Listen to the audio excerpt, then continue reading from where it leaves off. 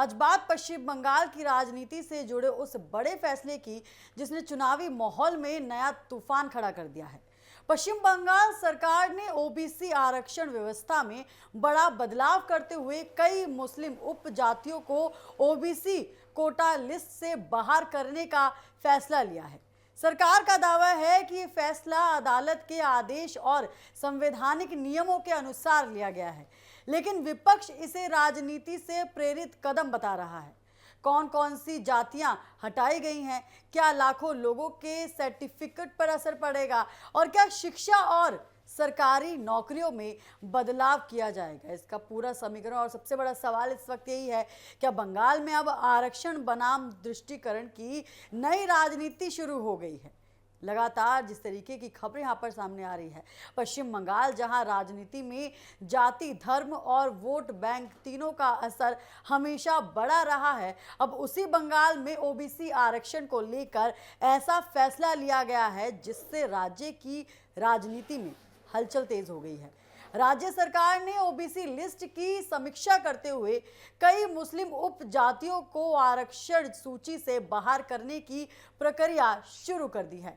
सरकार का कहना है कि पिछली सरकार के दौरान कई सदस्यों को बिना पर्याप्त सर्वे और जांच के ओबीसी सूची में शामिल किया गया है, जिससे अदालत ने यह भी सवाल उठा रहा है कि दरअसल कलकत्ता हाई कोर्ट ने 2024 में एक बड़ा फैसला सुनाया था। कोर्ट ने साफ कहा था कि 2010 के बाद जिन 77 समुदाय को ओबीसी सूची में शामिल किया गया है, उनमें से ज्यादातर को धर्म के आधार पर शामिल किया गया है, जो संविधान की भावना के खिलाफ है।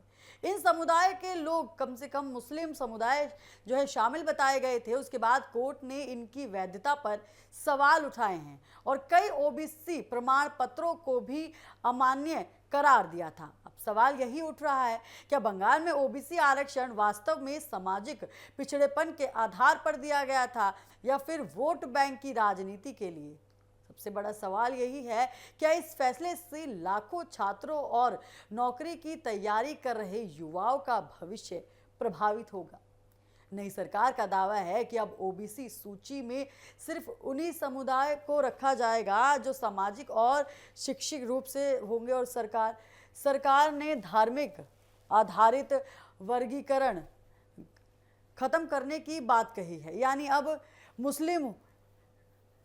सरकार ने अब मुस्लिम होने भर जो है समुदाय को ओबीसी लाभ नहीं मिलेगा, बल्कि सामाजिक पिछड़ापन साबित करना होगा। सरकार ने पुरानी व्यवस्था खत्म कर 7% ओबीसी कोटा बहाल करने की बात कही है। बताया जा रहा है कि नई सूची में कई पुराने समुदायों को फिर से शामिल किया गया है, जबकि कई मुस्लिम उपजातियों की स्थिति की दोबारा समीक्षा होगी। राज्य सरकार ने साफ किया है कि हर समुदाय की जांच सामाजिक और आर्थिक आंकड़ों के आधार पर होगी।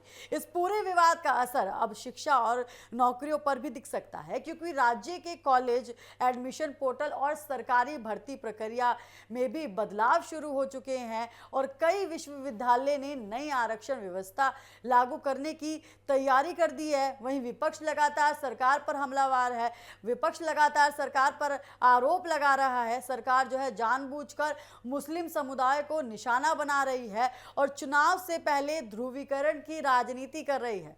कुछ मुस्लिम संगठनों ने भी फैसले के खिलाफ विरोध बताया है। और अब आपको बता दें कि आखिर ओबीसी आरक्षण होता क्या है। देखिए, मुस्लिम समुदाय को ओबीसी का लाभ कैसे मिलता है।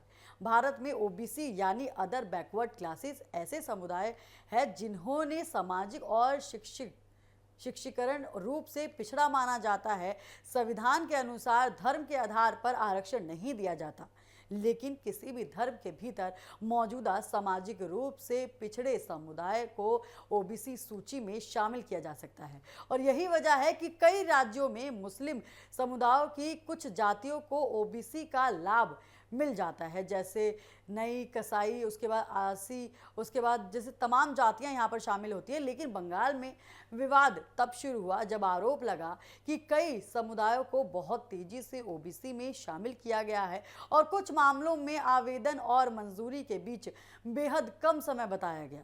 इसी को लेकर मामला अदालत पहुंच गया। अब राज्य में बड़े पैमाने पर ओबीसी प्रमाण पत्रों की जांच भी शुरू हो सकती है और रिपोर्ट्स के मुताबिक एससी, एसटी और ओबीसी के करोड़ों प्रमाण पत्रों की समीक्षा की तैयारी चल रही है।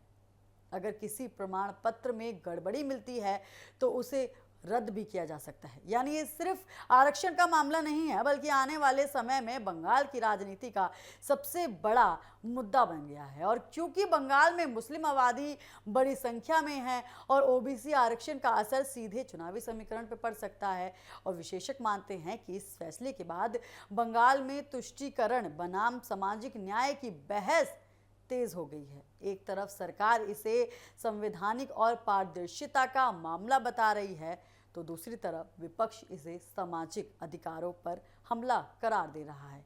शामिल किए गए तो देखिए, उसे हटाने के लिए भी वैज्ञानिक सर्वे जरूरी होगा, लेकिन अगर धर्म को आधार बनाया गया तो अदालत का हस्तक्षेप स्वाभाविक है। सबसे बड़ा सवाल यही है कि युवाओं पर इसका क्या असर पड़ेगा। जो छात्र ओबीसी कोटे के तहत एडमिशन की तैयारी करते हैं या सरकारी नौकरी की उम्मीद लगा बैठे थे, उनके सामने अब नई अनिश्चित खड़ी हो गई है। कई छात्र संगठन ने भी सरकार से स्पष्ट गाइडलाइंस जारी करने की लगातार मांग की है।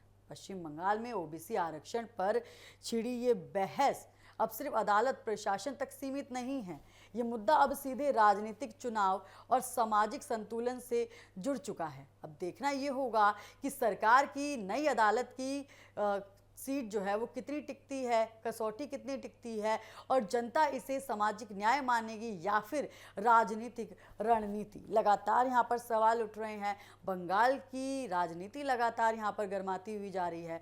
बंगाल में इस वक्त राजनीति काफ़ी ज़्यादा गर्म होती हुई नजर आ रही है।